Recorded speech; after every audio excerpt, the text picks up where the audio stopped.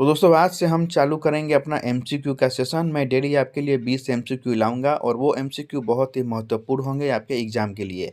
आप अपना तैयारी कर रहे होंगे विभिन्न इंस्टीट्यूट के माध्यम से या फिर ऑनलाइन माध्यम से आप ज़रूर अपना तैयारी कर रहे होंगे, लेकिन हम यहाँ पर आपको एमसीक्यू की तैयारी करवाएंगे ताकि आप जो भी कहीं भी पढ़ रहे होंगे तो आप यहाँ पर एमसीक्यू करके अपना ज्ञान देख सकते हैं कि आपने अभी तक कितना ज्ञान प्राप्त किया है।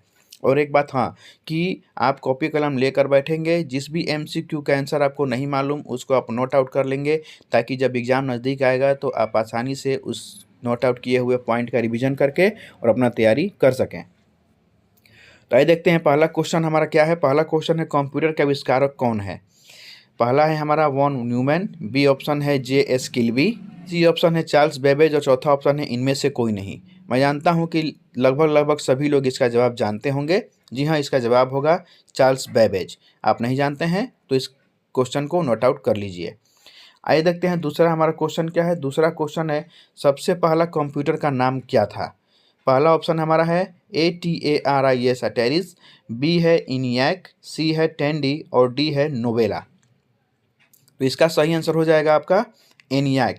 एनियाक का फुल फॉर्म समझ लीजिए। एनियाक का फुल फॉर्म होता है electronic numerical integrator and computer. ठीक है, इसका फुल फॉर्म नोट कर लीजिएगा, ये आपका एग्जाम में फुल फॉर्म पूछता जरूर है। आइए तीसरा क्वेश्चन देखते हैं। तीसरा क्वेश्चन क्या है। तीसरा क्वेश्चन है आधुनिक कंप्यूटर की खोज सर्वप्रथम कब हुई थी। पहला ऑप्शन है 1949, दूसरा ऑप्शन है 1951, तीसरा ऑप्शन है 1946 और चौथा ऑप्शन 1947। आधुनिक कंप्यूटर की खोज सर्वप्रथम कब हुई थी। इसका सही आंसर होगा 1946 में।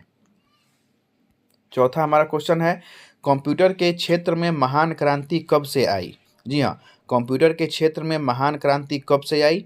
पहला ऑप्शन है 1977, दूसरा ऑप्शन है 2000, तीसरा ऑप्शन है सन 1955 और चौथा ऑप्शन है सन 1960। इसका सही आंसर हो जाएगा सन 1960 से। जी हाँ, कंप्यूटर के क्षेत्र में महान क्रांति कब से आई थी तो 1960 से। वहीं हमारा तीसरा क्वेश्चन का बात करें तो आधुनिक कंप्यूटर की खोज कब हुई थी। 1946। कंप्यूटर की खोज 1946 में हुई थी और कंप्यूटर के क्षेत्र में महान क्रांति कब से आई थी 1960 में आई थी। आगे देख लेते हैं। नेक्स्ट क्वेश्चन है कंप्यूटर का हिंदी नाम क्या है। ए गणना करने वाला, बी संगणक, सी हिसाब लगाने वाला, डी परिगणक। ये भी क्वेश्चन का आंसर लगभग सभी लोग जानते होंगे। कंप्यूटर का हिंदी का नाम क्या है तो कंप्यूटर को हिंदी में क्या कहा जाता है, संगणक कहा जाता है, यानी कि ऑप्शन नंबर बी सही हो जाएगा। छठा क्वेश्चन देख लेते हैं। छठा क्वेश्चन हमारा है कंप्यूटर साक्षरता दिवस कब मनाया जाता है। ठीक है, कंप्यूटर साक्षरता दिवस कब मनाया जाता है। ऑप्शन ए 5 दिसंबर, ऑप्शन बी 14 दिसंबर, ऑप्शन सी 22 दिसंबर या ऑप्शन डी 2 दिसंबर। तो इसका सही आंसर हो जाएगा 2 दिसंबर को कंप्यूटर साक्षरता दिवस मनाया जाता है। ये भी क्वेश्चन आप नोट कर लीजिएगा, इंपॉर्टेंट क्वेश्चन है। अब क्वेश्चन है सीपीयू का पूर्ण रूप क्या है। सातवां क्वेश्चन हमारा है सीपीयू का पूर्ण रूप क्या है, मतलब कि सीपीयू का फुल फॉर्म क्या होता है। तो ए दिया है सेंट्रल प्रोसेसिंग यूनिट, बी दिया है सेंट्रल प्रॉब्लम यूनिट, सी दिया है सेंट्रल प्रोसेसिंग यूनियन और डी इनमें से कोई नहीं। ये भी क्वेश्चन लगभग हर एग्जाम में पूछे जाते हैं, इसका आंसर आपको मालूम होना चाहिए। तो सीपीयू का फुल फॉर्म होता है सेंट्रल प्रोसेसिंग यूनिट, यानी कि ऑप्शन नंबर ए हो जाएगा आपका सही जवाब, सेंट्रल प्रोसेसिंग यूनिट। आठवां क्वेश्चन हमारा है इनमें से कौन सर्च इंजन नहीं है। आठवां क्वेश्चन है इनमें से सर्च इंजन कौन नहीं है। ए गूगल, बी याहू, सी बैदू या डी वोल्फ्रेम अल्फा। तो इसका सही आंसर हो जाएगा आपका ऑप्शन नंबर डी, वोल्फ्रेम अल्फा जो है वह एक सर्च इंजन नहीं है। क्वेश्चन नंबर 9 हमारा है निम्न में से कौन इनपुट इकाई है। ठीक है, इनपुट डिवाइस कौन सा है हमको ये बताना है क्वेश्चन नंबर 9 में। A mouse, B keyboard, C scanner या इनमें से सभी। तो इसका सही जवाब हो जाएगा इनमें से सभी। माउस, कीबोर्ड, स्कैनर क्या है, सभी इनपुट डिवाइस हैं, क्योंकि इनसे हम कंप्यूटर में कोई भी डाटा को फीड करते हैं या डालते हैं। क्वेश्चन नंबर 10 हमारा है 1 किलो बाइट कितने बाइट के बराबर होते हैं। 1 KB बराबर कितना बाइट। ठीक है, ये भी क्वेश्चन आता है एग्जाम में, ये आपको याद रखना है। तो 1 किलो बाइट में कितने बाइट होते हैं। Option number A 1024 byte, option B 1024 megabyte, C 1024 gigabyte या डी इनमें से कोई नहीं। इसका सही जवाब होगा 1024 बाइट। क्वेश्चन नंबर 11 हमारा है कि 1 मेगाबाइट बराबर कितना होता है? ठीक है, 1 मेगाबाइट किसके बराबर होता है? हमारा 11 नंबर क्वेश्चन है। तो 1 मेगाबाइट किसके बराबर होगा? Option number A 224 kilobyte, B 224 megabyte, C 224 gigabyte या डी 224 टेराबाइट। तो यहाँ पे आपका आंसर हो जाएगा कि 1 मेगाबाइट जो है वह 224 किलोबाइट के बराबर होता है, ये आप याद रखिएगा।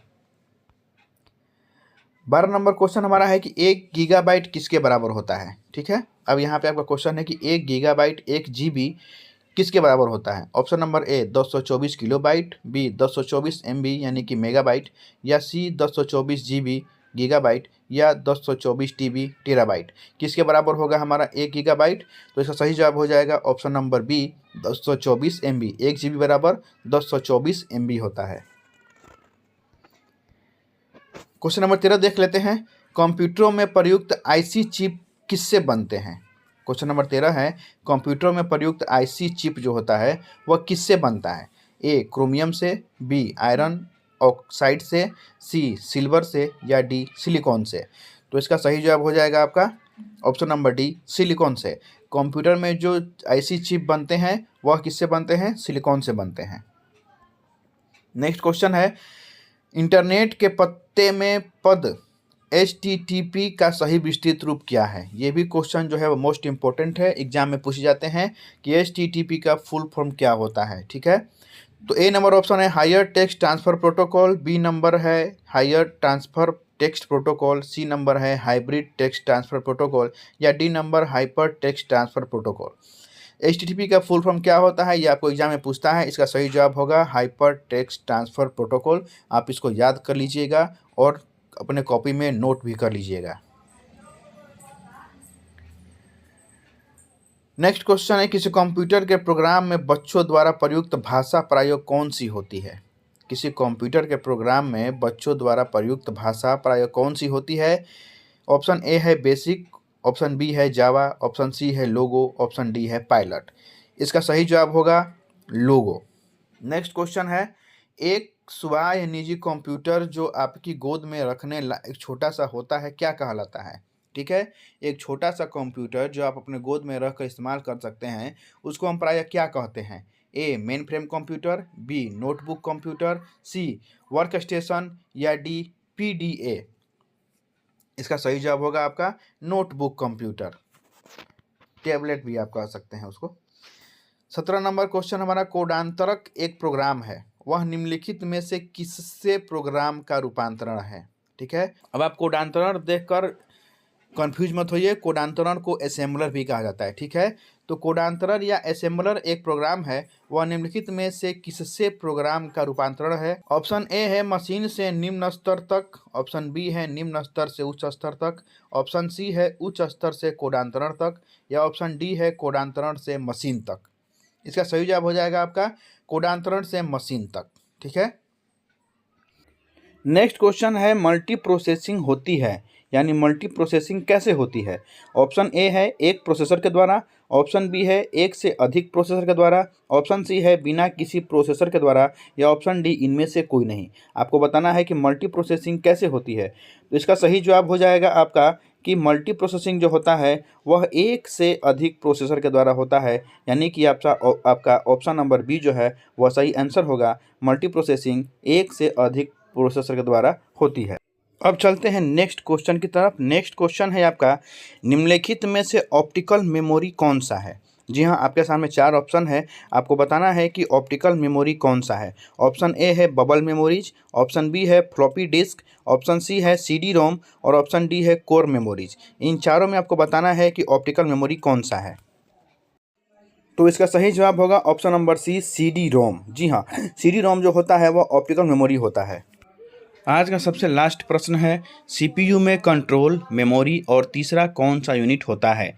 जी हाँ, आप जानते होंगे कि CPU में 3 यूनिट होता है, एक कंट्रोल यूनिट, एक मेमोरी यूनिट और तीसरा यूनिट होता है वो आपको बताना है इन चारों ऑप्शन में से कि कौन सा ऑप्शन आपका सही उत्तर होगा। ए है माइक्रो, दूसरा है प्रोसेसर, तीसरा है आउटपुट या चौथा है अर्थमेटिक लॉजिक। जी हाँ, आपको बताना है कि चारों में से कौन सा सबसे सटीक आंसर होगा इस क्वेश्चन का। तो इस क्वेश्चन का सबसे सटीक जवाब होगा option number D, arithmetic logic. जी हाँ, सीपीयू में 3 यूनिट होते हैं, पहला कंट्रोल यूनिट, दूसरा मेमोरी यूनिट और तीसरा अर्थमेटिक लॉजिक यूनिट, जिसको हम एएलयू भी कहते हैं। अर्थमेटिक लॉजिक यूनिट आप नोट कर लेंगे, एएलयू का फुल फॉर्म होता है अर्थमेटिक लॉजिक यूनिट। जी हाँ, तो आज का ये हमारा 20 क्वेश्चन समाप्त होता है। आशा करते हैं कि आपको आज का सेशन पसंद आया होगा और जो भी क्वेश्चन आपको नहीं आ रहे होंगे उसका आपने नोट ज़रूर बनाया होगा, ताकि जब एग्ज़ाम आए तो आप उस नोट्स को एक बार देखकर और अपना तैयारी कर सकें। चलिए मिलेंगे अगले अंक में अन्य 20 महत्वपूर्ण क्वेश्चन के साथ।